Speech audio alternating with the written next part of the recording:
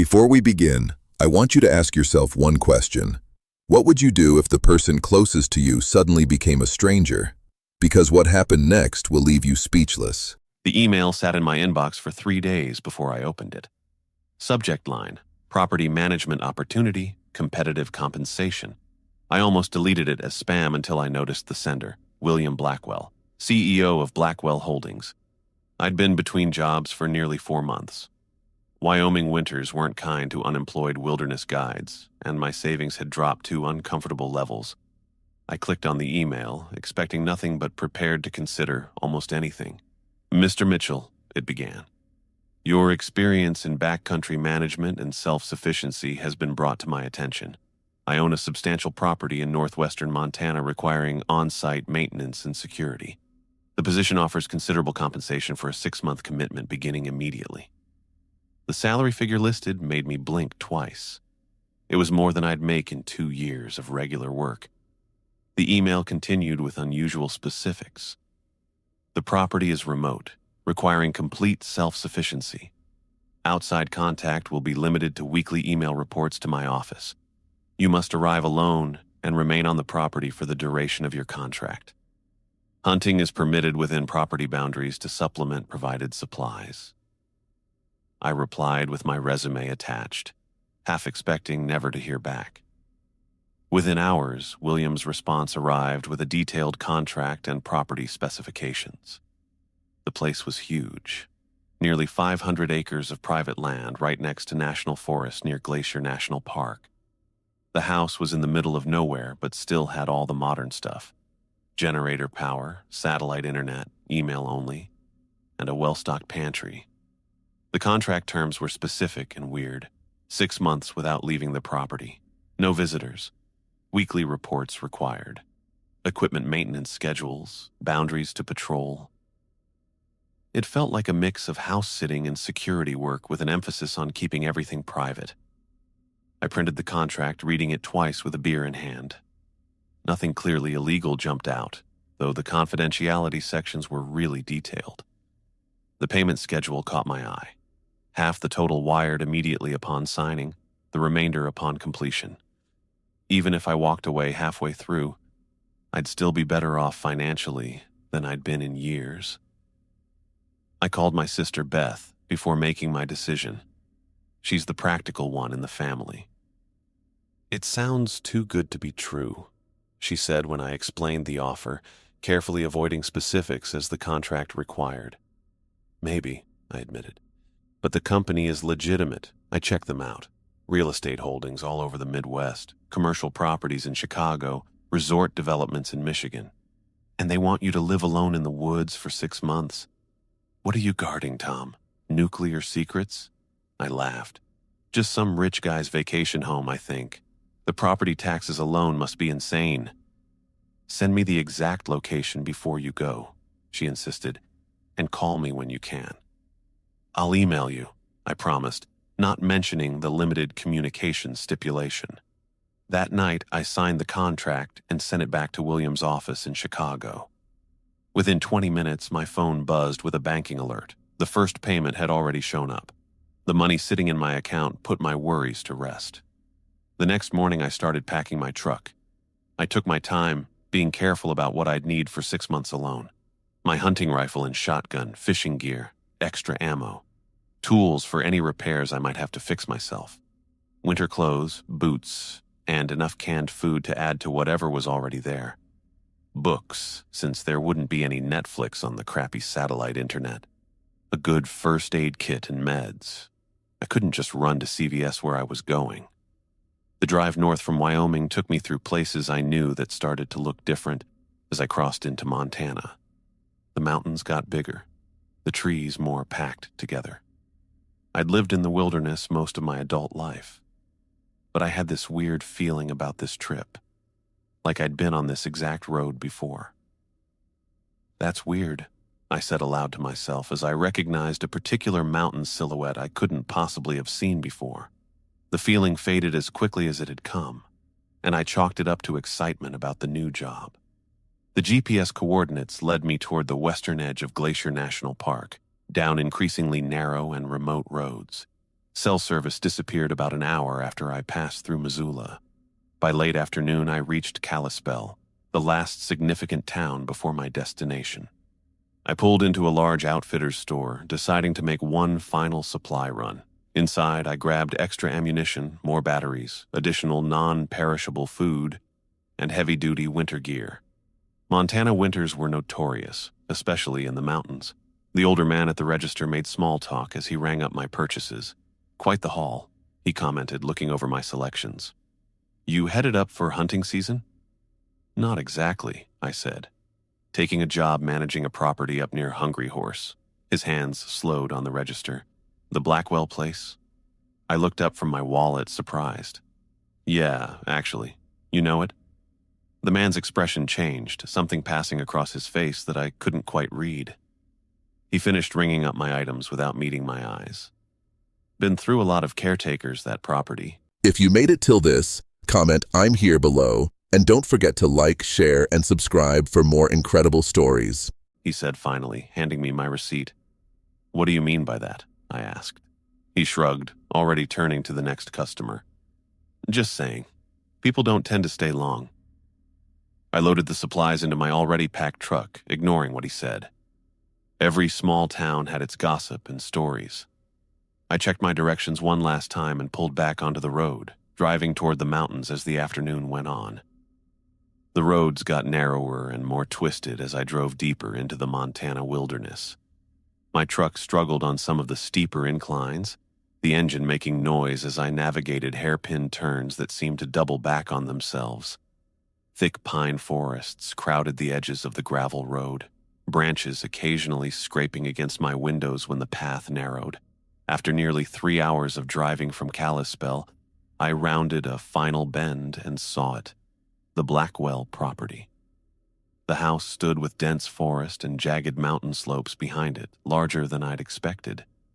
It was built in a rustic mountain style, with large timber beams and a wide covered porch. But there was something commanding about it.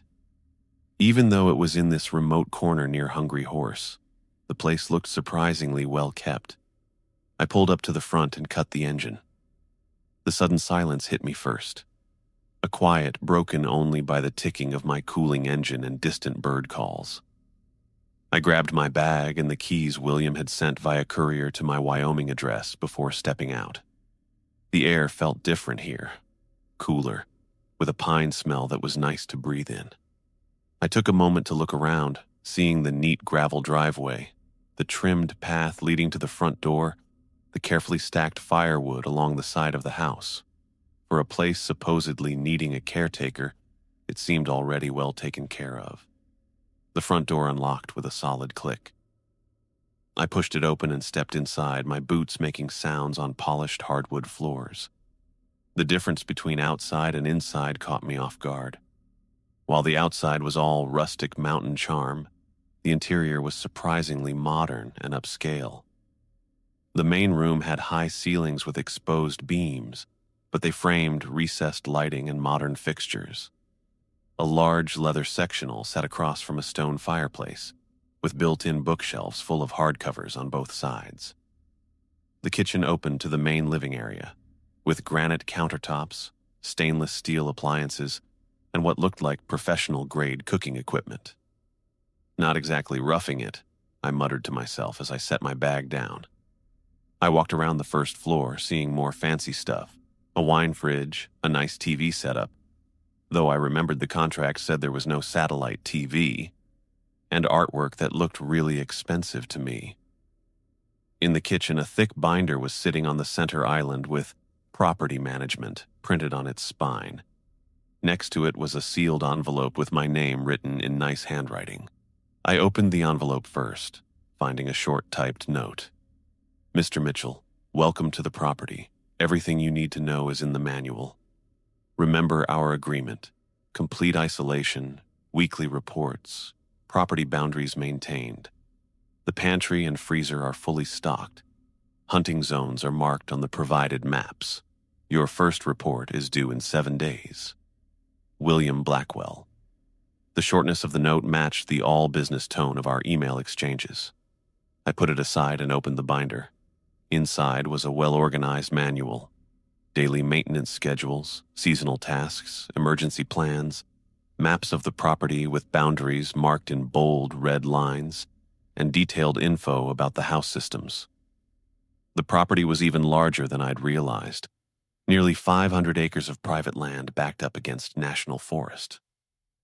The maps showed several outbuildings, a lake to the north, and hunting zones marked in green.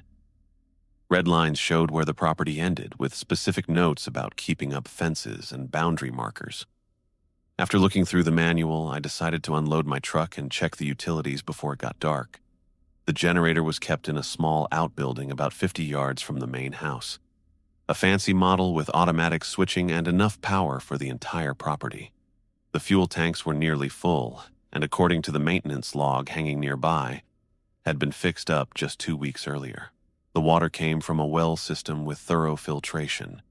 Again, everything looked recently taken care of, with new filters and chemicals neatly lined up on shelves. I checked the satellite internet equipment set up on the roof, making sure the signal strength showed it was working. Back inside, I tried my cell phone. No service, as expected. I turned on the computer in the small office off the main living area. The system connected to the internet. But when I tried opening a browser, I got a message about limited connectivity. I could access email and nothing else, exactly as William had told me.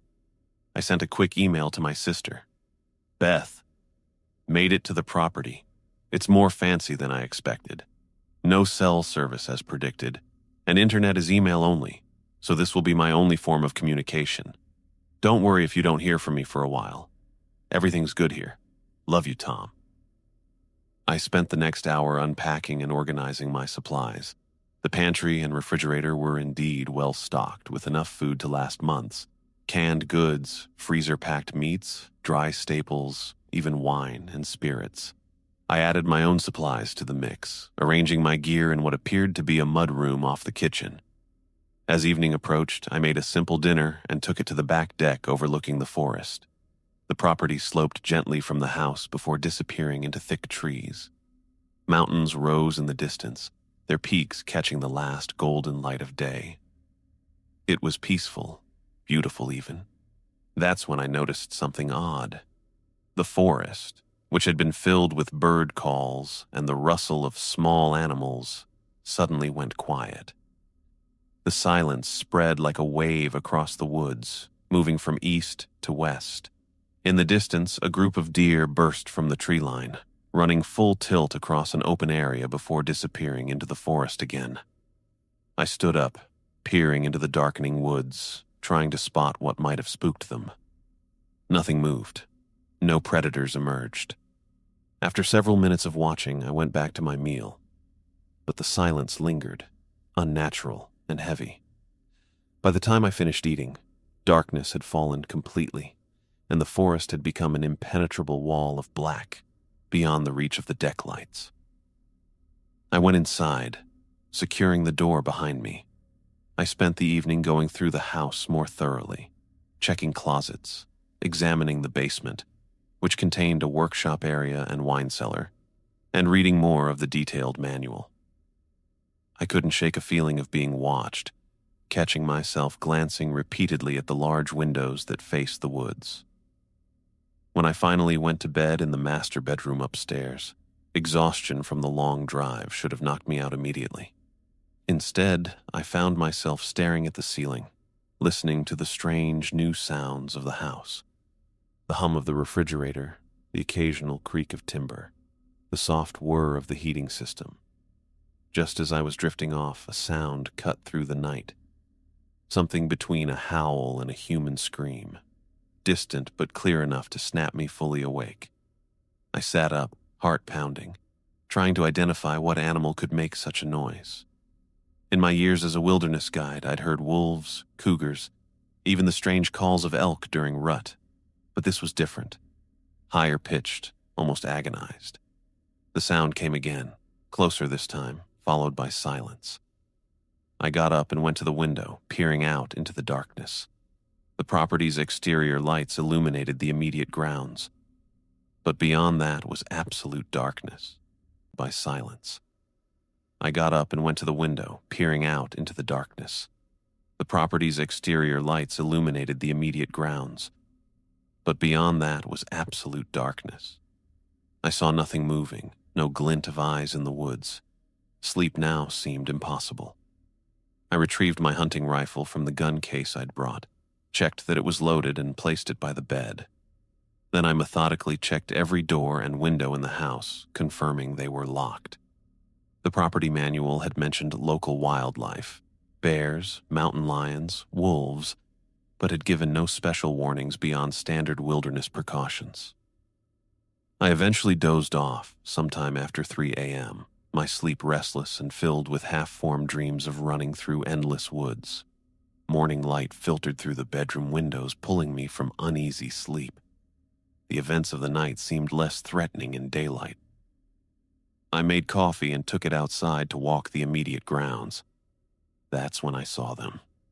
Tracks in the soft mud near the tree line, maybe 50 yards from the house. I walked over, coffee forgotten in my hand as I crouched to examine them. They were unlike anything I'd ever seen, too large for any normal woodland animal, each print nearly 15 inches long. The shape was the most disturbing part. They had an almost human-like arrangement, but with elongated toes that ended in what looked like claw marks gouged deep into the earth. The stride length between prints was massive, suggesting something that moved with incredible speed. I walked along the tracks, following them to where they disappeared into the forest. They came from the north, circled the house at a distance, and then returned in the same direction. Whatever had made them had been watching the house. I stood at the edge of the forest, staring into the trees, wondering what kind of animal had visited during the night. Despite years of backcountry experience, I had no explanation for tracks like these. I thought about emailing William to ask, but something stopped me, a reluctance to appear incompetent or easily spooked on my first day. Instead, I returned to the house, grabbed my camera, and went back to photograph the tracks before they disappeared. Documentation seemed like the rational response. I could include it in my first weekly report if the tracks appeared again. The rest of the day passed in practical tasks, organizing supplies, familiarizing myself with the generator maintenance procedures, walking some of the nearby property boundaries marked with red blazes on trees. I kept my rifle with me, slung over my shoulder, and found myself repeatedly scanning the forest edge, looking for movement. That night, I closed all the curtains before dark and kept a fire going in the large stone fireplace. The strange sounds didn't return, but as I sat reading one of the books from the shelf, I couldn't shake the feeling that something out in those woods was waiting, watching. My first day at the Blackwell property had left me with more questions than answers. I woke up early the next morning, my mind still stuck on those strange tracks. After a quick breakfast, I decided to check what the house had and what I still needed. The pantry was pretty well stocked, but I noticed a few practical items missing. Extra batteries for my flashlights, a better first aid kit than I'd brought, and some tools for taking care of the property's exterior. Going into town sounded good too. I felt nervous about spending another full day alone on the property after what I'd seen. Getting out for a few hours seemed smart. I found a local map in the office drawer that showed Coram as the nearest small town, about 20 miles from the property. I tucked my wallet into my back pocket, grabbed my keys, and headed out to my truck. The morning air was fresh and cool, the forest quiet but normal. Birds called from the trees, and I spotted a chipmunk running across the gravel driveway. The drive to town took me down the same winding roads I'd traveled to reach the property. In daylight, the route seemed less scary, the forest less gloomy. Still, I kept thinking about those tracks, so large and nothing like anything I'd seen before. Coram wasn't much more than a wide spot in the road, a small cluster of buildings surrounded by scattered houses. I spotted a general store with gas pumps out front, a post office, and what looked like a diner at the far end of the main street. A few pickup trucks and older cars sat parked along the roadside. I pulled into the general store parking lot and cut the engine. The building was a two-story wooden structure with Sullivan's General Store painted in faded red letters across the front. A bell jingled as I pushed open the door, stepping into a shop that smelled of coffee, wood, and various household goods. A woman behind the counter looked up as I entered. She had auburn hair pulled back in a ponytail. When she saw me, she smiled like she knew me. "Thomas Mitchell, back already?" she called out cheerfully. "I thought you usually came in on Thursdays." I stopped in my tracks, surprised. I had never been to this store before, and certainly hadn't told anyone my name. "I'm sorry, have we met?" I asked, approaching the counter. The woman's smile hesitated a little. "Very funny, Tom. You've been coming in every week for, well, it must be years now." She looked at my face with growing concern. "Are you feeling okay?" "I just arrived at the Blackwell property yesterday," I said carefully. "This is my first time in Coram." A few other customers in the store looked over at our conversation. An older man checking out fishing lures nodded at me. "Mitchell," he acknowledged. "Good to see you.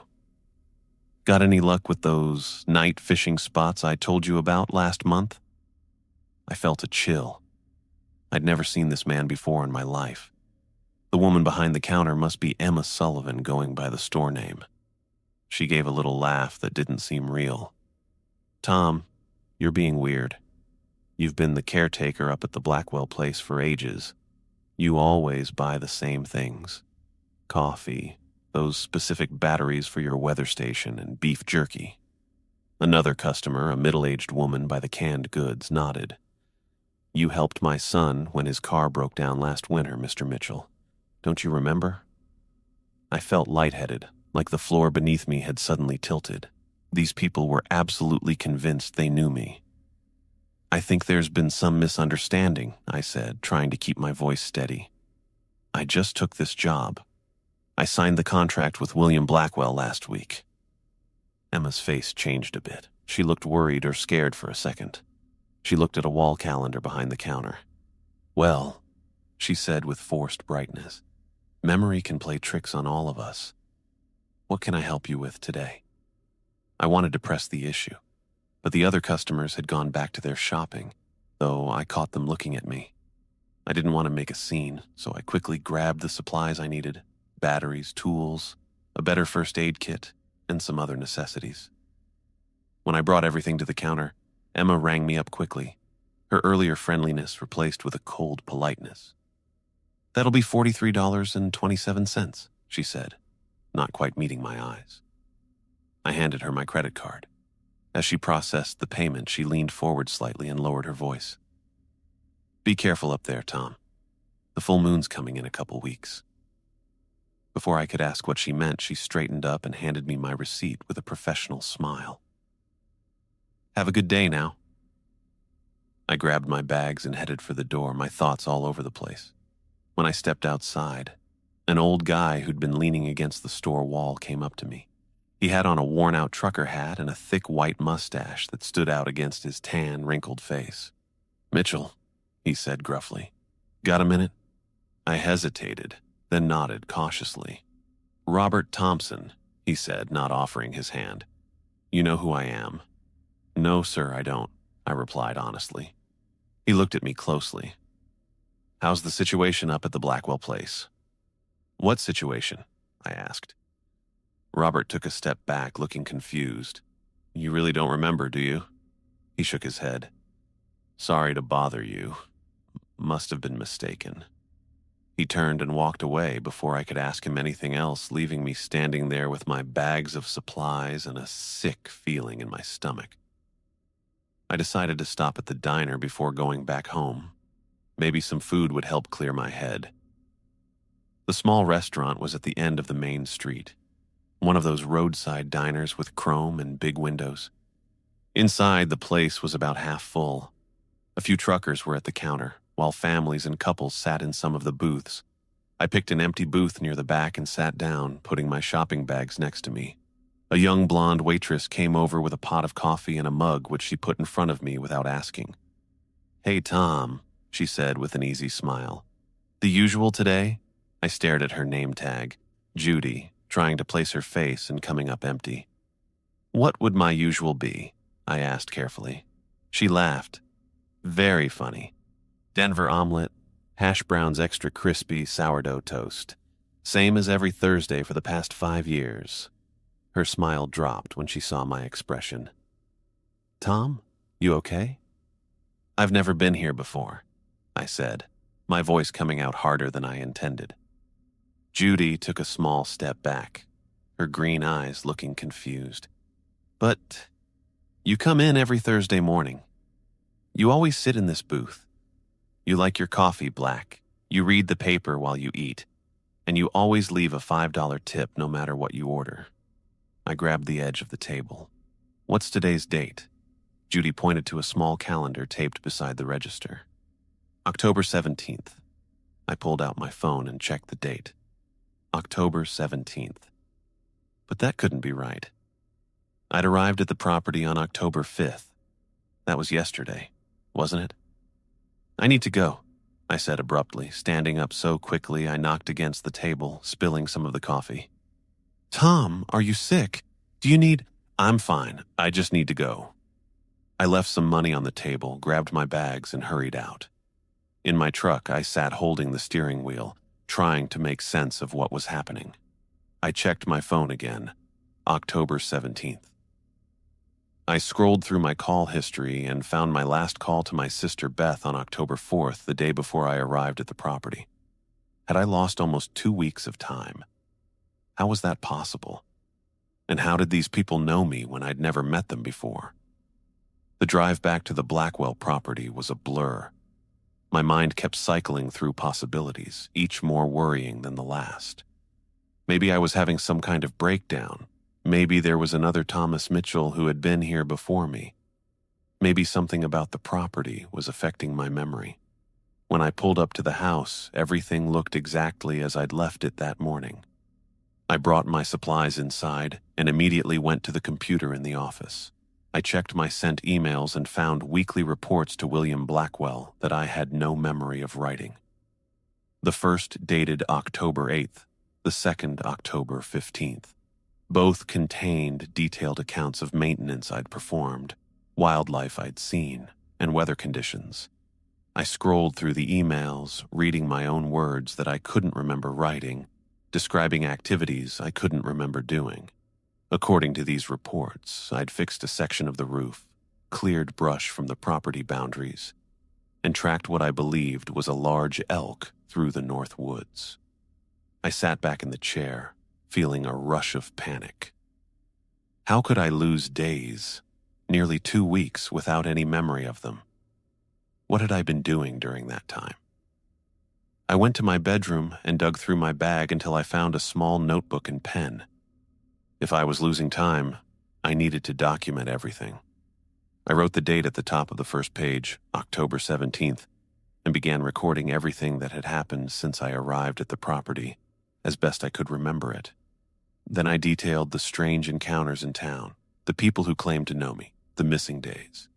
When I finished writing, I looked back through the pages, reading my own account as if it might reveal something I'd missed.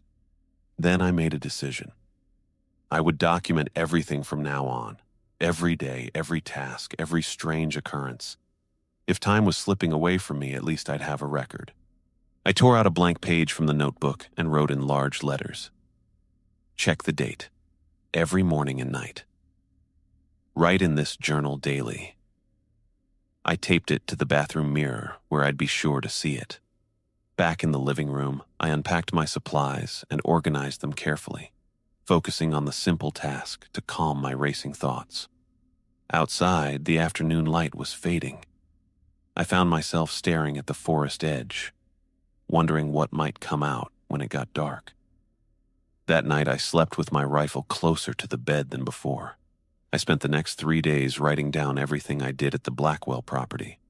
My small notebook became my way to keep track of reality as I wrote down all my activities from sunrise to sunset. What I found and what I thought about it all. Every morning I'd check the property, looking at doors and windows for break-ins, searching the perimeter for those huge, weird tracks, and making sure the generator and water systems were working right. I took pictures with my digital camera and downloaded them to the computer each evening to prove what I'd been doing. In the afternoons, I'd explore the property boundaries more, always keeping the house in sight and making sure to get back before dark. I was super alert, but I still felt worried all the time. I checked my phone many times each day to confirm the date, wondering if more time would suddenly disappear. I couldn't stop thinking about those strange meetings in Koram. People who said they knew me, a life I supposedly lived but couldn't remember. The question kept coming back. Had I really lost those days? Or was something worse happening? On the fourth day after my trip to town, I decided I needed answers. The property manual, my email records, and what I'd seen myself weren't enough. I needed to know why the townspeople recognized me, why Emma had looked so scared when I said I didn't know her. I left early, while morning mist still hung around the trees as I drove down the curvy road toward Koram. My truck took the curve smoothly, though I kept feeling like I'd driven this route hundreds of times before. The town looked exactly like it did during my last visit. Just a few buildings along the main street, a small community mostly serving travelers and locals from the surrounding wilderness. I parked right in front of Sullivan's General Store, preparing myself for whatever weird conversation might happen. The bell rang as I pushed open the door. Emma stood behind the counter, going through invoices. When she looked up and saw me, her hands stopped moving. Unlike last time, she didn't greet me cheerfully or act like she knew me. Instead, she watched me carefully as I walked up. "Good morning," I said, attempting a casual tone. I was hoping we could talk. Emma looked around the store. We were alone except for an old man checking out canned goods in the back aisle. "What about?" she asked, her voice carefully neutral. "You know who I am," I said, keeping my voice low. "Last time I was here, you called me by name before I introduced myself. You said I'd been coming here for years." Emma's fingers tightened around the pen she was holding. "People make mistakes. It wasn't just you. Half the town seems to know me." I leaned in closer. "I need to understand what's happening up at the Blackwell property. I think you know something." Emma's eyes darted to a calendar hanging on the wall behind her. I followed her gaze. October 21st. The calendar had little handwritten notes on various dates. I noticed a small moon symbol she had drawn on the 24th, 3 days from now. "Is that the full moon?" I asked. Emma looked genuinely afraid now. She lowered her voice to just above a whisper. "You need to leave before the moon," she said. "It's not too late this time." "This time? What does that mean?" Emma shook her head, looking toward the back of the store where the elderly customer was still browsing. "I shouldn't be talking to you about this." "Please," I said. "I think I'm losing time." I arrived at the property on October 5th. Then suddenly it was the 17th. I have no memory of those days in between. Something changed in Emma's expression. Pity, maybe, or giving up. The property does things to people. Changes them. Changes them how? Emma's hands were shaking now. She picked up a box from beneath the counter and began needlessly rearranging its contents. "I can't help you. I'm sorry." "Emma, no." Her voice was firm now, though still quiet. "Whatever is happening up there, I can't get involved. None of us can. You need to leave, Tom. Pack your things and drive away. Don't stop until you're across the state line." I tried looking through the property records on the computer there. There's nothing unusual, just maintenance logs and inventory lists. "You won't find answers in William's files." Emma's gaze drifted to the window toward the mountains visible in the distance. "Try the library, small building at the end of Pine Street. Marjorie keeps the local archives." Before I could press further, the bell above the door jingled again. A young couple walked in, cutting off our tense conversation. Emma sat up straight and put on her work smile. "Let me know if you need anything else," she said loudly, clearly ending our conversation. I nodded, understanding the dismissal. On my way out, I paused at a rack of local newspapers. The Hungry Horse News, dated 2 days ago, featured a small story about unusual wildlife activity in the national forest. Reports of elk and deer moving in abnormal patterns away from their typical feeding grounds. A Forest Service spokesperson attributed it to early winter weather patterns. Something about the article bothered me. I remembered the deer I'd seen running away from the forest edge my first night at the property. The Coram Public Library turned out to be a single-room building with a faded green exterior. Inside, bookshelves lined the walls and 3 computer terminals sat on tables in the center. A gray-haired woman with thick glasses looked up from a desk near the entrance. "Can I help you?" she asked. "I'm looking for local history information," I said, specifically about the Blackwell property near Hungry Horse. If she recognized me like the others had, she didn't show it. Instead, she nodded and pointed to a door at the back of the room. "Local archives are through there. Newspapers going back to 1897, county records, that sort of thing. Sign the guest book before you go in, please." I scrawled my name in the leather-bound book she pushed toward me. Only 3 other names had been entered in the past month. The archive room smelled of old paper and dust. Metal filing cabinets lined one wall, while bound volumes of newspapers filled shelves on another. A microfiche reader sat on a desk in the corner, looking like it belonged in a museum rather than a functional library. I started with the newspaper archives, pulling bound volumes from the years William had mentioned in the property records. The first reference I found to the Blackwell property came from a 1903 edition of the Hungry Horse News. A small article mentioned the completion of a hunting lodge for Chicago businessman Harold Blackwell, William's great-grandfather according to the property manual. I continued searching, moving forward chronologically. In a 1910 edition, I found something that made my blood run cold. A small notice, tucked between advertisements for patent medicines and a farmer's market announcement. "Caretaker missing. Local authorities have abandoned the search for John Morrison, caretaker of the Blackwell hunting property, missing since October 26th. Morrison, 32, was last seen in Coram on October 20th purchasing supplies. Harold Blackwell has announced that his nephew, Samuel Porter, will assume caretaking duties." I quickly looked for more references, finding a similar pattern that kept showing up over and over. 1917.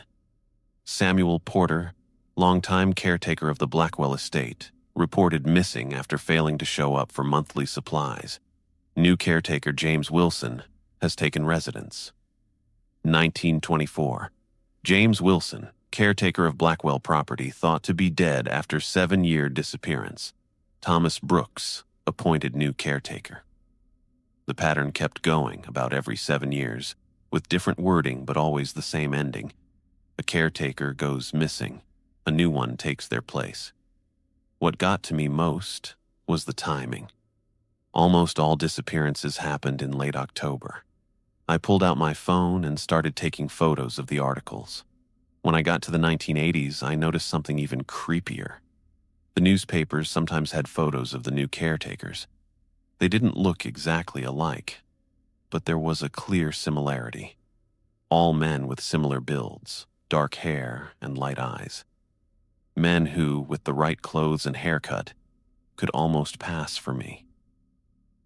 The newest article I could find was from 2016, saying that Thomas Mitchell has taken over caretaking at the historic Blackwell property after William Blackwell left for his Chicago headquarters.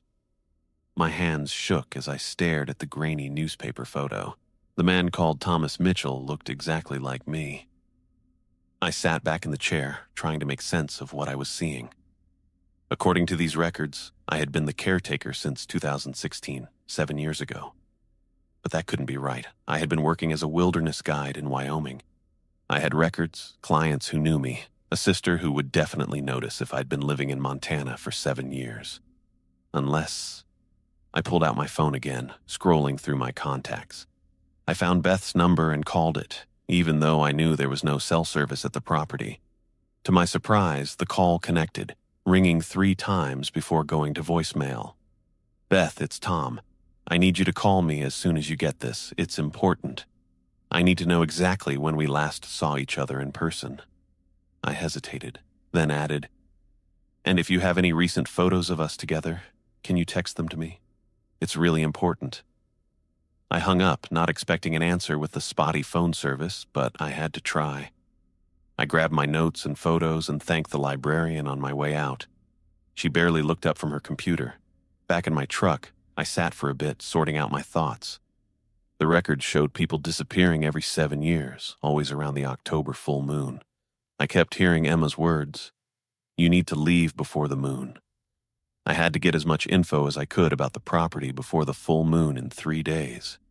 If something strange was really happening, I needed proof, not just to convince others, but to make sure I wasn't losing my mind. The drive back took longer than it should have. Twice I ended up taking wrong turns and had to double back, even though the route was simple. It was late afternoon by the time I pulled up to the house. I used the rest of the daylight to walk the property line with my camera, taking pictures of everything.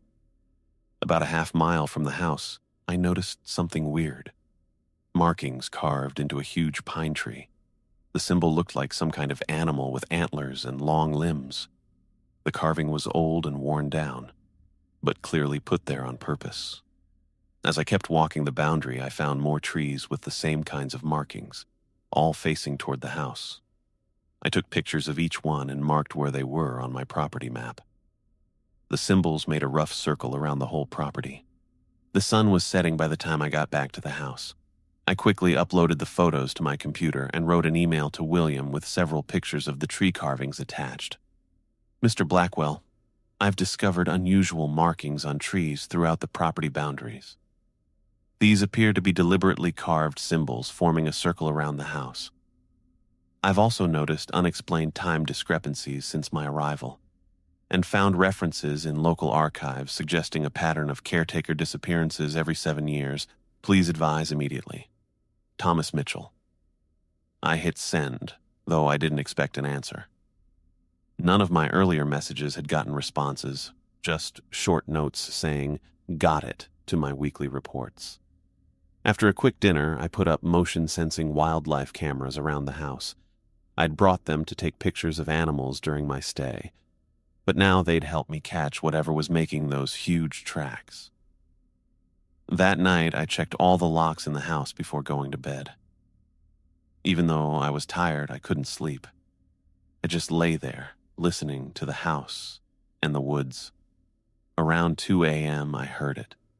A soft scratching sound from the wall near my window. I grabbed my flashlight and rifle and quietly looked out without getting too close to the glass. The scratching kept going, moving slowly around the side of the house. I followed the sound from window to window but couldn't see anything in the dark. The scratching suddenly stopped. The silence that followed felt worse than the noise. Then I heard something else. Footsteps on the gravel driveway, way too heavy for a person. I went to the front room with the lights off and carefully went to the window. Through a gap in the curtains, I could see the driveway lit up by the motion-sensing light.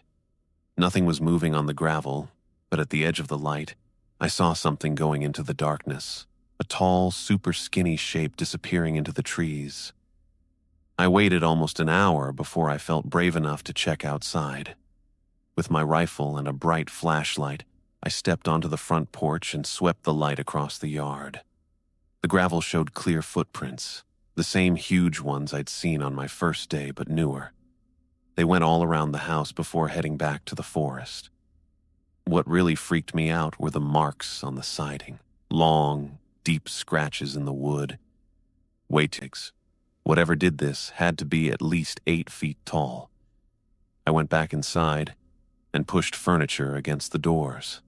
I spent the rest of the night in the living room with my rifle, watching the windows and listening for anything coming back. The cameras would catch anything that came near the house again, but that didn't make me feel any better as I waited for sunrise. When morning finally came, I checked the cameras. 3 had recorded something during the night. The first showed just an empty yard, probably triggered by wind. The second caught a deer running fast across the property, clearly running from something. The third made my heart stop. The picture was fuzzy and partly blocked by leaves, but I could still make it out. Something standing at the edge of the forest. It looked like a person, but wrong. Too tall, too thin, with arms and legs that seemed way too long. The head was the worst part, with what looked like antlers or branches coming out of it. Its eyes glowed white in the dark from the camera's flash. I downloaded the pictures right away and added them to my growing file of evidence. I wrote another email to William, more urgent than the last. Something is stalking the property. I've captured images on security cameras and found fresh tracks and claw marks on the house. The local timetable suggests the situation will escalate with the full moon in 3 days. I need immediate instructions or I will be forced to abandon the property for my own safety. The email showed as sent, but like the others, no response came. I was on my own, dealing with something I couldn't understand, with only 3 days until whatever cycle Emma had warned me about would finish. The full moon looked huge and bright over the mountains, lighting up the whole property in cold, pale light. It had been 3 days since what I found out in town. 3 days I spent getting ready and feeling more worried. The date on my phone said October 24th. The date Emma had marked on her calendar. The full moon. I'd spent those days making the house safer as best I could. I nailed plywood over the weakest windows, checked my rifle and ammo over and over, and set up more motion sensors around the property. Each night something had walked around the house, leaving those same massive tracks, but never coming as close as it did that first night. Today had been different. Since dawn, I'd heard weird movements in the forest, breaking branches, rustling bushes, and once, a sound like wood being torn apart. The wildlife cameras caught nothing except more deer running away and a coyote sprinting from the northern section of the property.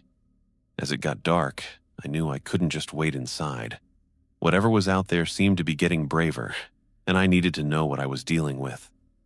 I grabbed my hunting rifle, a bright flashlight, and packed a backpack with extra ammo, water, and emergency supplies before stepping outside into the moonlight. The night air hit me like ice water, way colder than normal for October in Montana. My breath made thick clouds that hung in the air before fading. There were no normal night sounds at all. No owls, no small animals moving in the bushes. The quiet felt strange. I walked along the tree line, going slowly, moving my flashlight back and forth across the ground. Fresh tracks showed up about 100 yards from the house. The same long footprints I'd seen before, but deeper, like whatever made them was heavier now. The tracks went north, away from the house. I followed them, keeping my finger near the trigger of my rifle. The trail went through thicker forest, sometimes doubling back or going around trees. It looked like how a predator moves when hunting. 2 miles from the house, I saw the forest opening up ahead. Through gaps in the trees, I could see moonlight bouncing off something in a clearing.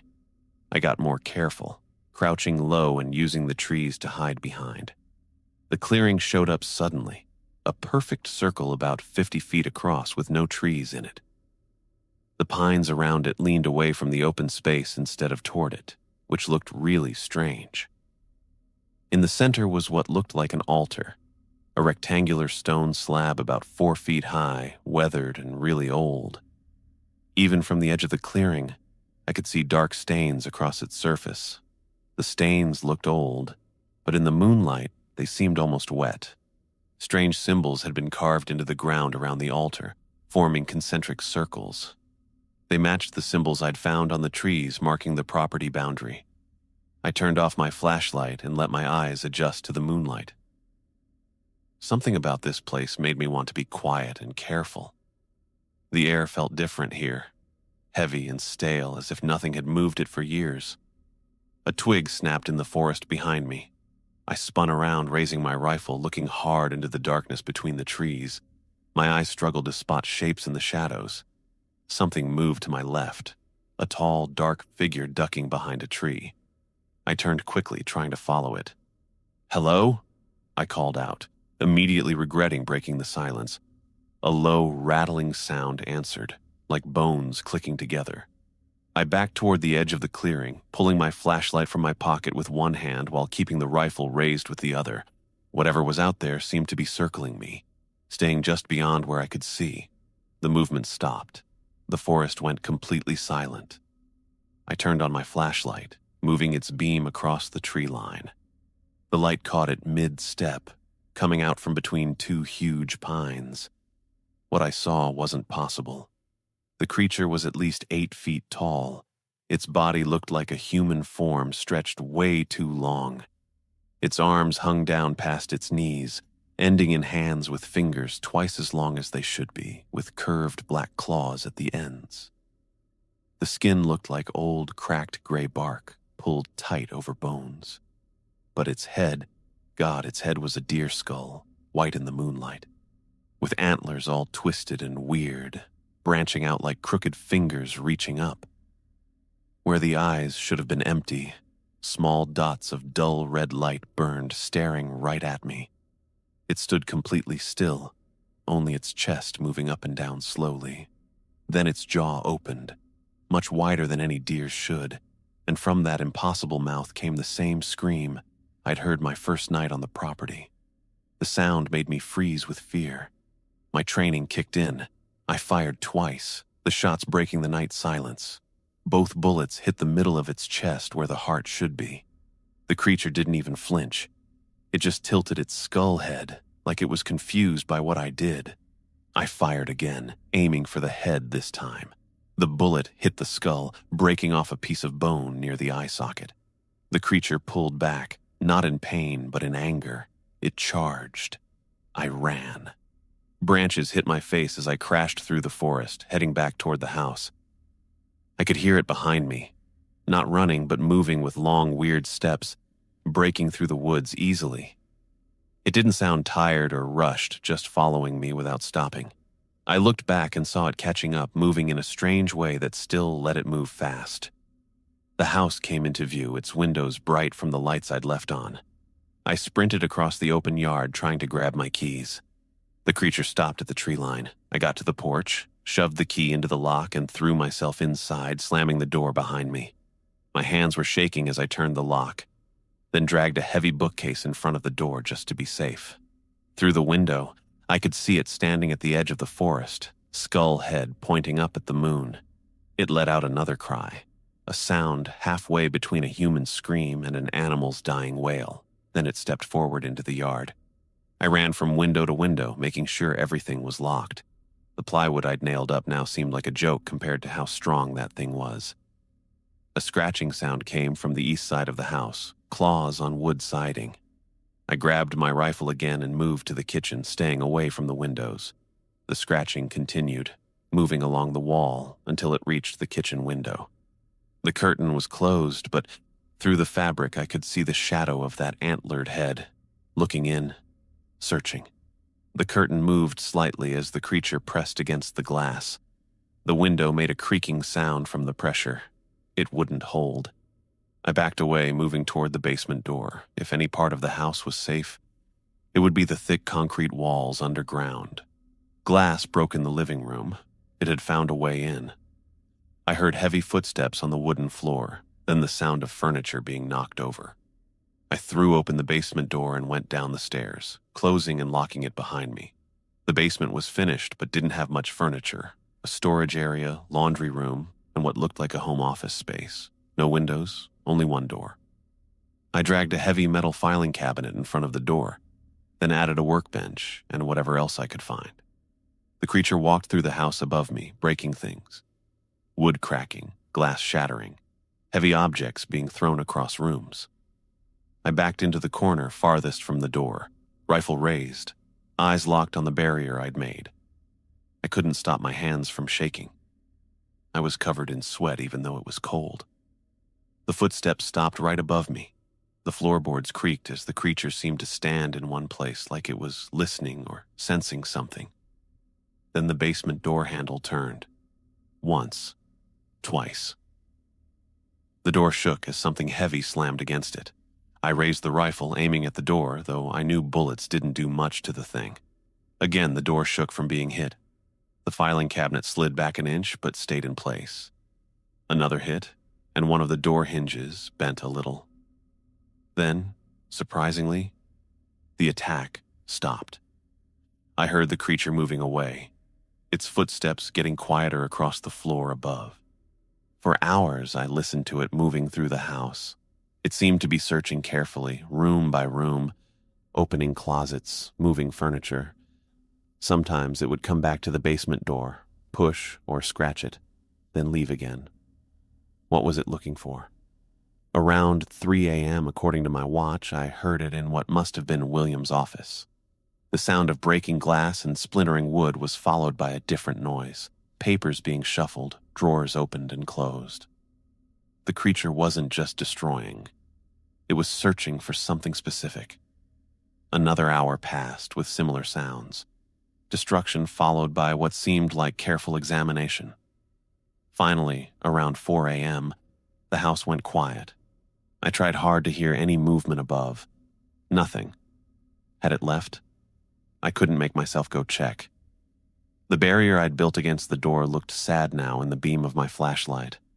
If that thing decided to come through, nothing would stop it. I stayed in my corner, rifle across my knees, listening to the silence and waiting for dawn. Light came in around the edges of the basement door. Dawn had come. I sat still in the corner, rifle still in my hands, listening for any sound from above. The house had been quiet for almost 2 hours, but I wasn't taking chances. My muscles hurt from staying in the same position all night, and my mouth was dry from thirst and fear. Another 15 minutes passed before I got the courage to go to the barricade I'd built. I moved the filing cabinet and workbench inch by inch, cringing at every scrape against the concrete floor. At the door, I pressed my ear against the wood and held my breath, listening. Nothing. I turned the knob slowly and pushed the door open just enough to look through. The hallway was empty, with pale morning light coming through the broken windows. Taking a deep breath, I raised my rifle and stepped out. The damage was everywhere. The beautiful house I'd liked just weeks ago was totally trashed. Furniture was thrown around in broken piles. The leather sectional was ripped apart, with stuffing all over the floor. Every window was broken, letting in the cold morning air. Deep cuts ran through the walls, going through drywall to the wooden supports inside. In the kitchen, cabinets hung from broken hinges. Dishes and glasses were smashed across the tile floor. The refrigerator door had been torn completely off, its contents thrown around and partly eaten, raw meat packages ripped open, butter containers smashed. I moved carefully toward the front door, looking around for any sign of that impossible creature. Outside, the yard looked empty. The forest was quiet in the morning light. No birds sang, no squirrels made noise. The silence felt wrong. I knew I couldn't stay. Whatever that thing was, it would come back. The bullets hadn't stopped it, hadn't even slowed it down. My only chance was to get as far away as possible.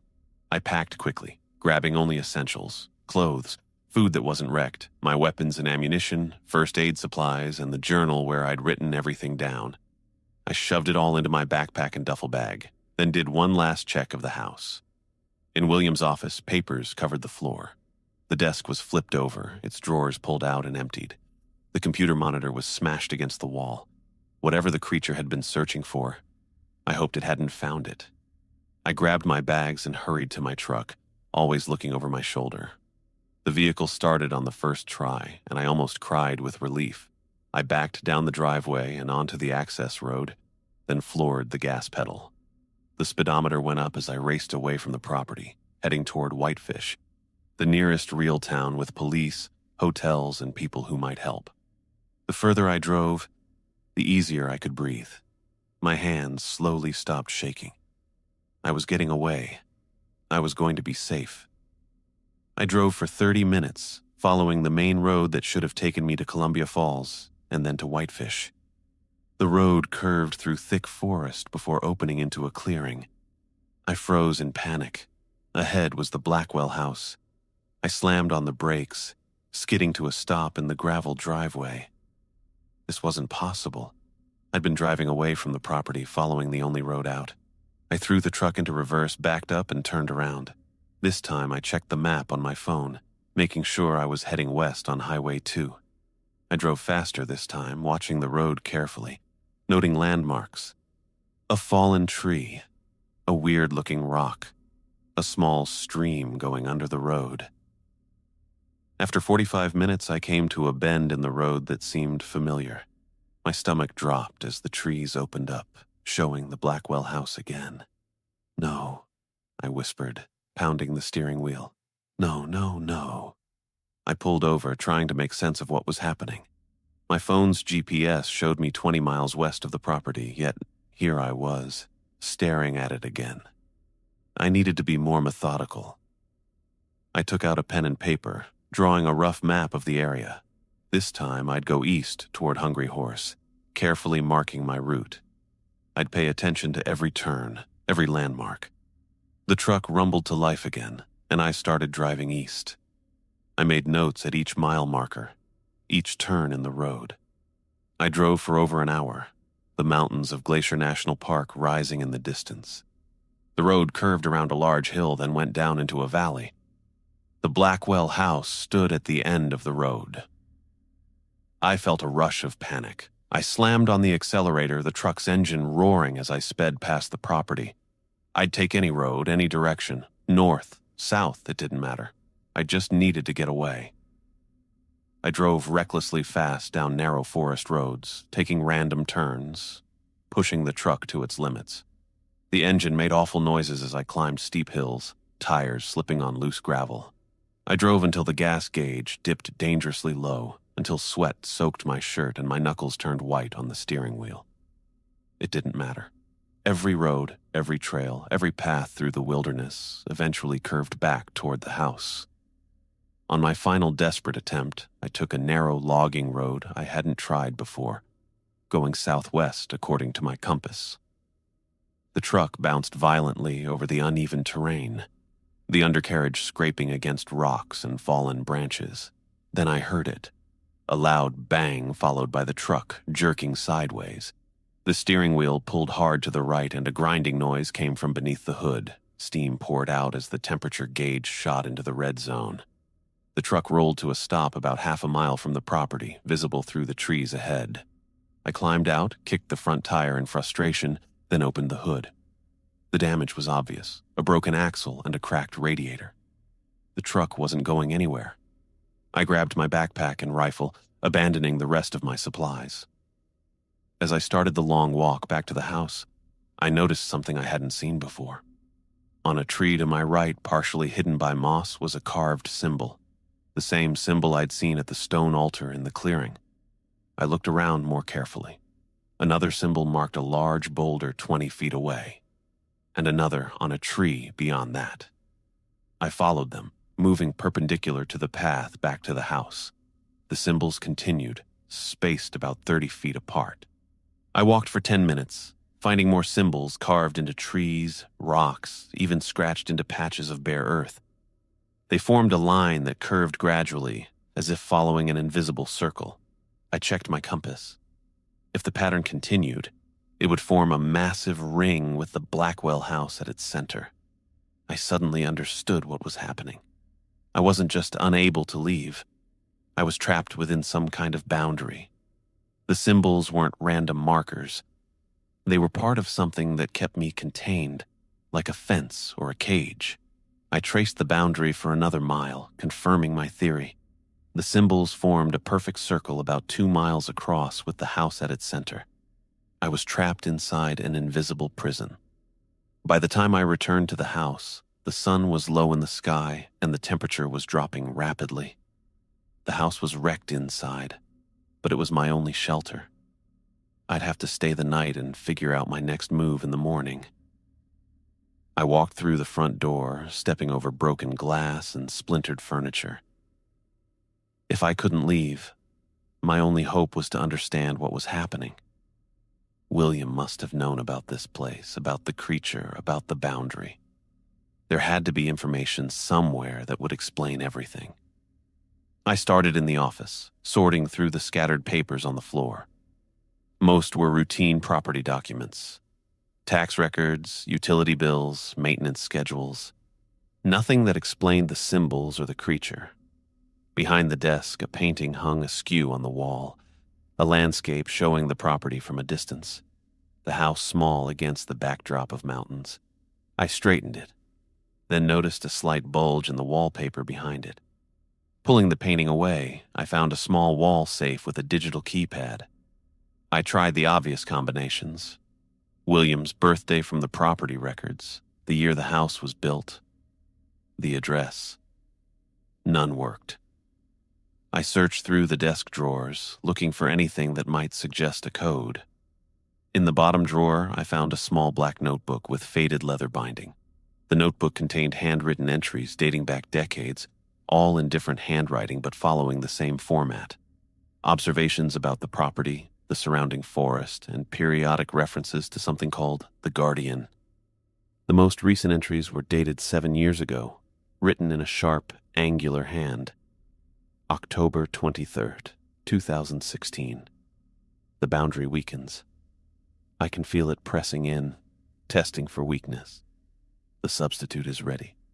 The transition will occur tomorrow night under the full moon.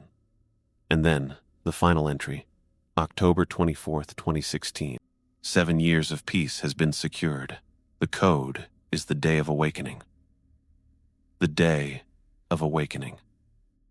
I flipped back through the notebook, looking for references to that phrase.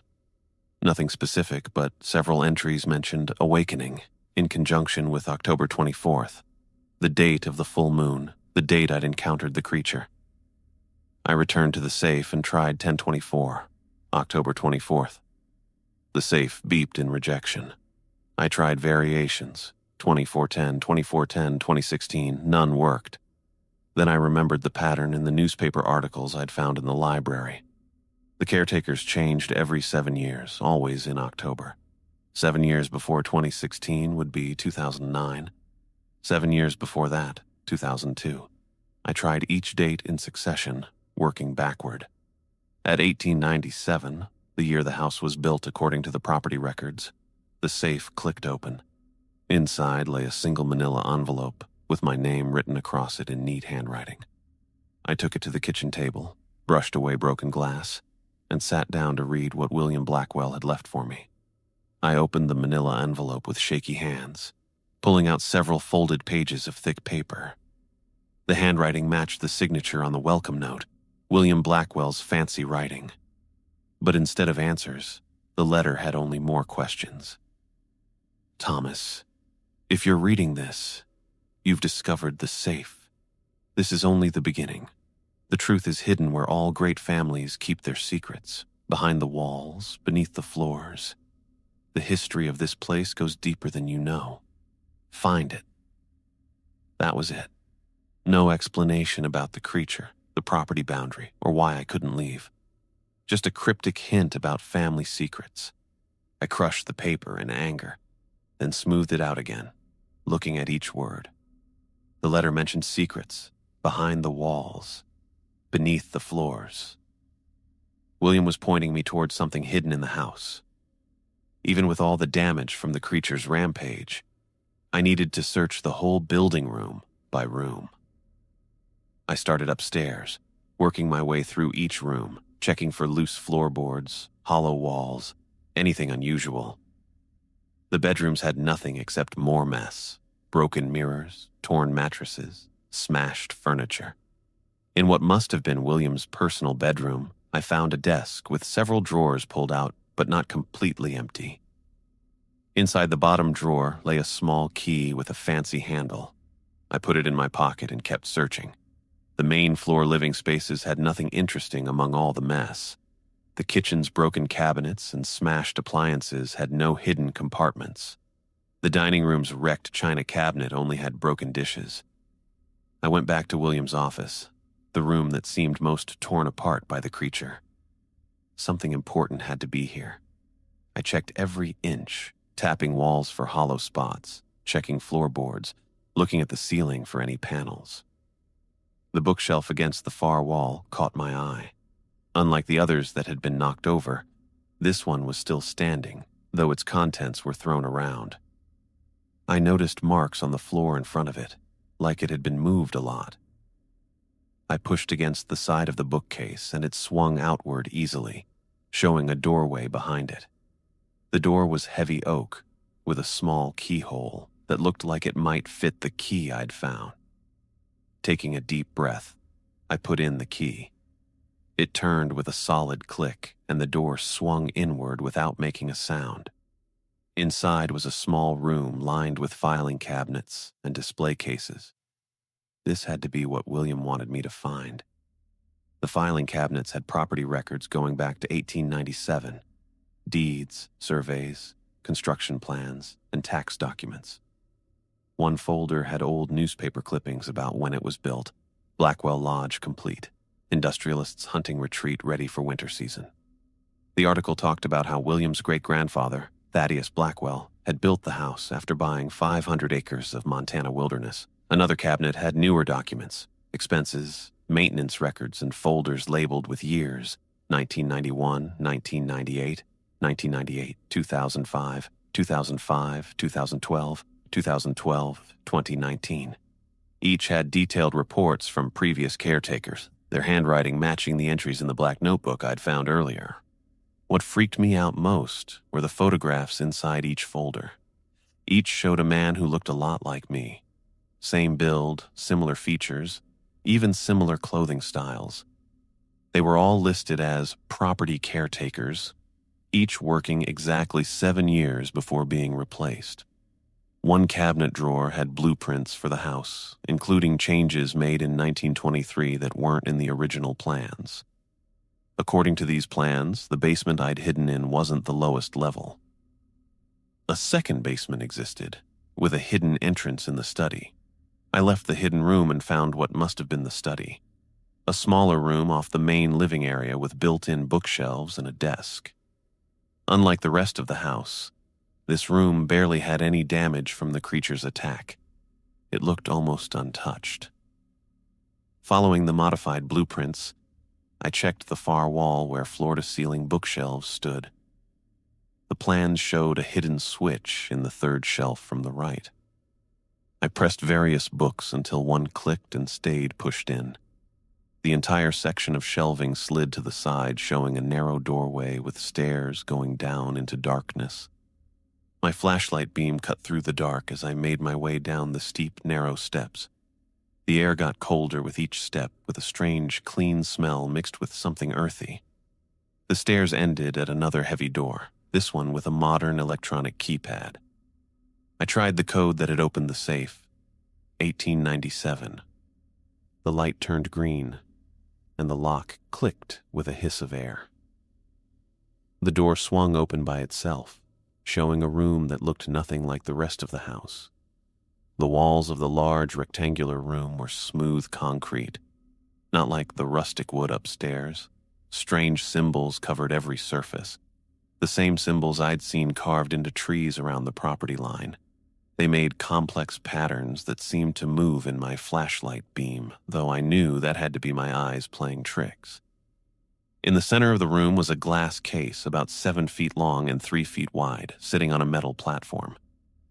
Tubes and wires connected it to machines along the walls, equipment that looked medical, with screens showing vital signs and data I didn't understand.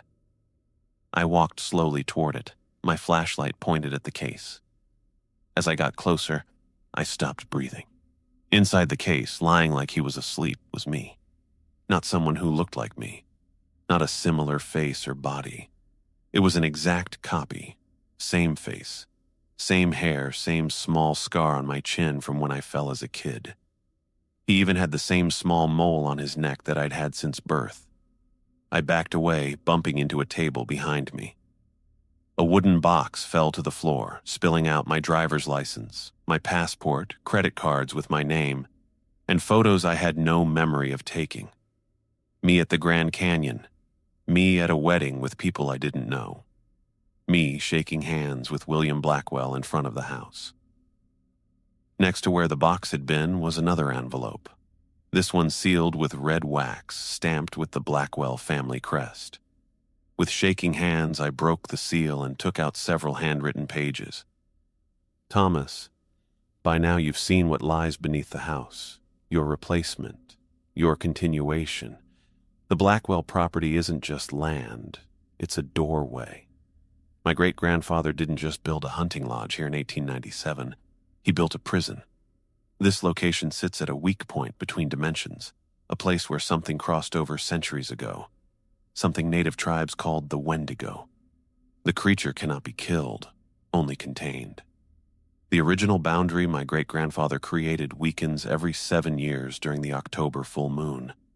Maintaining it requires a sacrifice, a caretaker whose essence feeds the boundary while they slowly transform. The house chooses its caretakers. It calls to those who resemble the previous ones, drawing them in with promises that match their desires. For you, it was financial security. For me, 7 years ago, all part of a chain, Thomas. Each caretaker eventually becomes the guardian, the creature you saw. When the transformation is complete, the replacement you see before you will awaken with all your memories, your identity, everything that makes you who you are. He will leave this place believing he is you, carrying on your life outside while you remain as the guardian of the boundary. I'm sorry, there's no escape. I tried everything during my 7 years, destroying the symbols, burning the house, even attempting to kill myself. Nothing worked. The boundary pulls you back. The house rebuilds itself. Wounds heal overnight. The transformation has already begun with your first night on the property. Destroying the replacement won't help you. It will only ensure that when you become the guardian, no one will take your place in the outside world. Your sister, your friends, they will only know that you disappeared. Accept what's coming, Thomas. I did, in the end. 7 years of service for an eternity of hunting in these woods isn't such a bad bargain when you consider the alternative. The thing inside you loose upon the world without the boundary to contain it. The choice, as it was for me, is yours. William. I read the letter 3 times, and each time made the horror more real. The double in the glass case wasn't just a copy, it was my replacement. When the change was done, this thing would walk out with my face, my memories, my life, while I turned into the creature I'd seen in the woods. William's words hit me hard. He had been the caretaker before me.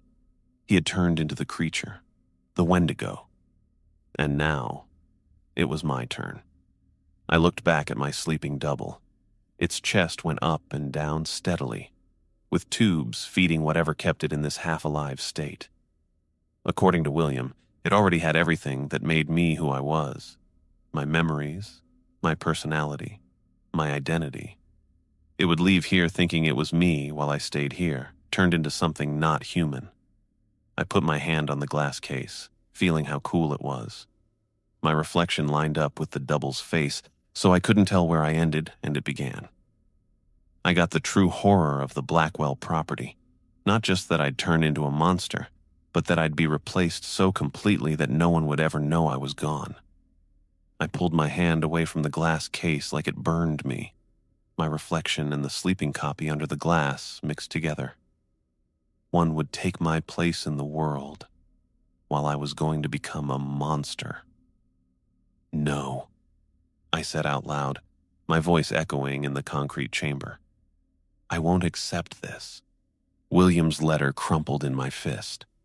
He claimed there was no escape, that he had tried everything. But had he tried destroying the replacement? He wrote that it wouldn't help, that it would only ensure no one took my place in the outside world. Maybe that was enough. I studied the glass case more carefully. Tubes ran from the duplicate's arms and neck to machines lining the walls. Monitors displayed heartbeat, brain activity, and other readings I didn't understand. The whole setup looked like something from a science fiction movie, not the rustic mountain property I'd signed up to manage. The machines themselves were connected to the concrete walls through conduits that disappeared into small holes. Following these connections led me to a central unit against the far wall, bigger than the others, buzzing with power. A control panel on its front displayed symbols matching those carved into the trees outside. This had to be part of the system maintaining the boundary, keeping me trapped here while preparing my replacement. I examined the tubes running into the case, trying to understand how they worked. Each connected to a different machine, carrying fluids or electrical signals to the duplicate. Near the head of the case, I found what looked like an emergency release, a red lever behind a thin glass panel. Whether it was for safety or maintenance, it might be my way to interrupt this horrible process. I smashed the glass with the butt of my flashlight and pulled the lever. A hissing sound filled the room as pressure equalized. Lights on the surrounding machines flashed from green to yellow to red. Warning messages appeared on screens, but I ignored them. The top of the glass case slowly lifted, releasing a cloud of cold vapor. I backed away, suddenly uncertain. What would happen if the duplicate woke up? Would it have my memories already? My thoughts? As the vapor cleared, the duplicate's eyes snapped open. My eyes staring up at the ceiling. I felt goosebumps as he sat up robotically, tubes still connected to his body.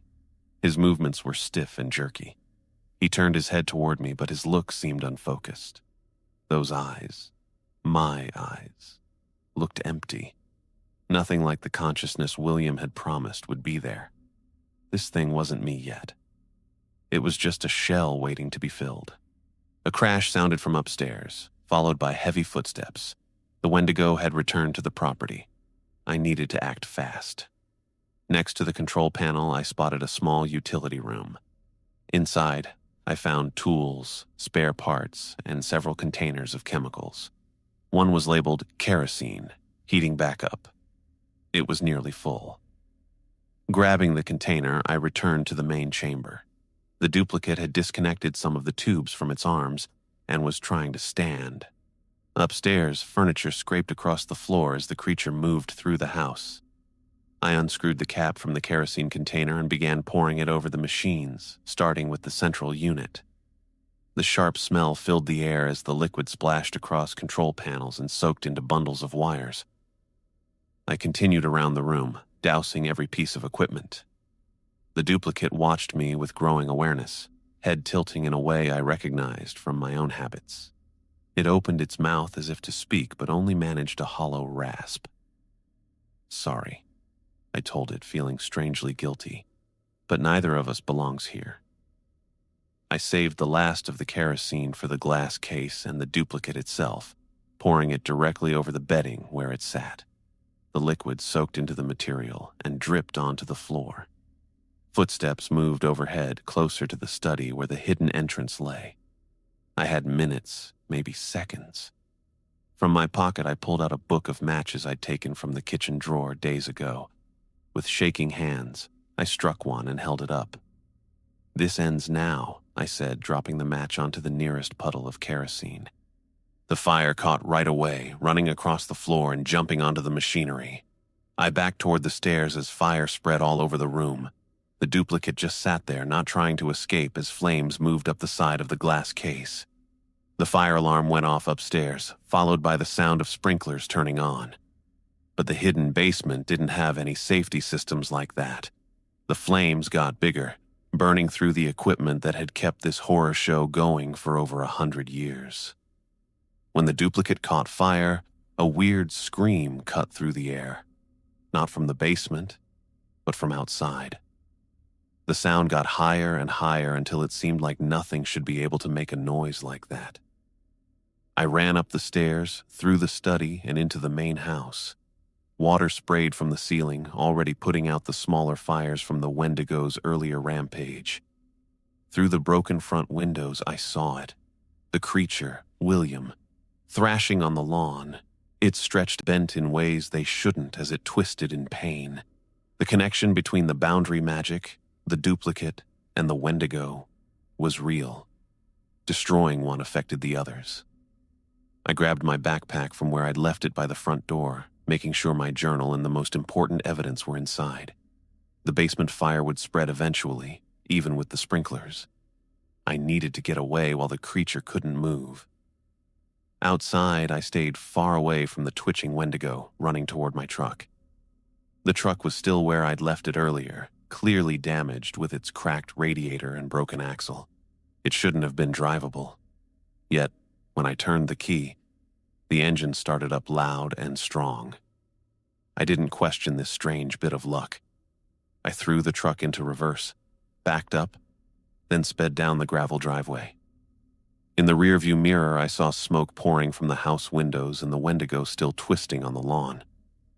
The property boundary had made every road lead back to the house, no matter which direction I took. I tested it now, driving west on the main access road. The forest flew by on both sides, trees turning into a blur of green and brown. 10 minutes passed. 15. The house didn't reappear. I'd broken through. I smiled, but it quickly went away as a sharp pain shot through my right hand. I looked down and froze. My skin had turned gray and hard, like bark. Cracks showed up across my knuckles, slowly spreading up toward my wrist. I tried to move my fingers and felt another jolt of pain as the hardened skin resisted the movement. "No," I whispered. "No, no, no." The property boundary was broken, but the change had already started. William's letter didn't say which happened first, becoming the guardian or getting replaced. Maybe both things began at the same time. I'd killed the duplicate, but maybe I was too late. The scary thought hit me. I might have stopped my replacement from taking my life, but I couldn't stop myself from turning into the monster. My left hand hurt again, then the pain moved up both arms. My skin kept getting harder and cracking. The change William warned me about was taking over my whole body. I pushed down harder on the gas, making the truck's engine roar as I sped away from the Blackwell property. But I knew I couldn't escape what was happening to me. I gripped the steering wheel harder as another wave of pain shot through my arms. The truck hurtled down the winding mountain road away from the Blackwell property, engine whining as I pushed it well beyond any safe speed. My eyes darted between the road ahead and my hands, watching in horror as the gray, bark-like texture spread past my wrists and up my forearms. "It's happening too fast," I gasped. I tried flexing my fingers, but they wouldn't work right anymore. Instead, they stretched, growing longer with each jolt of pain. My nails got thicker and curved, turning a deep brown black as they grew into sharp points. One of these new claws poked through the rubber of the steering wheel, going in as easy as cutting through butter. The road blurred as tears filled my eyes. Not from emotion, but from my face changing shape. I could feel my skin stretching tight across my cheekbones, pulling toward my hairline. My jaw hurt with a deep, grinding pain as the bones started changing shape. I reached for the rearview mirror with my half-changed hand, turning it to see my face. What looked back at me didn't look human anymore. My skin had the same gray-brown texture as my hands, pulled so tight that you could see the shape of my skull underneath. My eyes had changed too, the whites now yellowish, the irises growing until almost no white remained. Destroying the duplicate wasn't enough, I said through teeth that felt too large for my mouth. I broke the boundary, but not the curse. A horrible realization hit me. William's letter had been right. There was no escape. But he'd been wrong about one thing. Destroying my replacement hadn't trapped me on the property. It had set me free to go beyond it. I was becoming the Wendigo, but without the boundary to keep me in. My back jerked hard, making the truck swerve across the center line. I pulled the wheel back, trying to keep control as my spine stretched, my bones popping and grinding as they got longer. I couldn't go back to town like this. I couldn't let whatever I was becoming hurt innocent people. Even with the pain, I remembered something. Devil's Ridge, a steep cliff overlooking the valley about 5 miles from the Blackwell property. I'd seen it marked on the property maps with a warning note about the dangerous drop. That could be my way out, my last human act before I lost myself completely. I turned the truck onto a smaller road that went through thick forest toward the ridge. Just moving sent fresh pain shooting through my changing body. My knees now pushed awkwardly against the steering column as my legs grew longer, the bones cracking and reshaping with each minute that passed. As I drove, weird images flashed through my mind, memories that weren't mine. A man in 1940s clothes running through the Blackwell house, holding his changing hands to his chest. Another in the 1960s, looking at himself in a bathroom mirror as his face started to change. A woman in the 1970s started to change. A woman in the 1970s, her fingers getting longer as she tried to dial a rotary phone.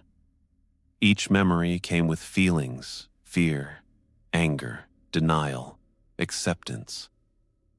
They're all real, I whispered through lips that barely worked. All of them. Every caretaker. The memories continued flooding in, merging with my own. I saw William as he once was, a younger man signing the same contract I had signed. I felt his growing horror as he realized what was happening to him, his desperate attempts to escape, and finally his acceptance as he became the guardian of the boundary. The road steepened as I approached Devil's Ridge. Through the trees ahead, I caught glimpses of open sky where the cliff dropped away. I pushed the gas pedal to the floor with a foot that barely fit in my shoe anymore. More memories burst into my consciousness. Hundreds of years of guardians, each beginning as a caretaker lured by promises that matched their desires. The property cycling through periods of abandonment and occupation, always finding someone new, always continuing the very old ritual started by Thaddeus Blackwell. And older memories too, from before there was a house, before there were boundaries, the original Wendigo's hunger, its endless wandering, the indigenous people who first trapped it on this spot of land. Thaddeus Blackwell hadn't created the prison. He'd merely modified one that already existed, using the creature's power for his own purposes. The trees opened up to reveal the cliff edge ahead, a sheer drop of several hundred feet to jagged rocks below. I aimed the truck straight for it, my misshapen foot heavy on the accelerator. "This ends now," I said through a mouth full of teeth too sharp and numerous to be human. The truck shot forward toward the edge. In the seconds before impact, I felt strangely calm. This was my final choice as Thomas Mitchell, to stop whatever I was becoming from hurting others. The front tires left the ground and the truck hung in the air for what felt like too long. Then gravity kicked in, and the vehicle started to fall. I closed my eyes, waiting for the crash that would end everything. It never came.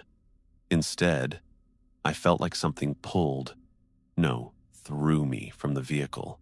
My body smashed through the driver's side window like it was shot out by something I couldn't see. While the truck kept falling, I was somehow tossed in the air before hitting hard against some rocks about 20 feet below the cliff edge. I heard the truck crash at the bottom of the valley.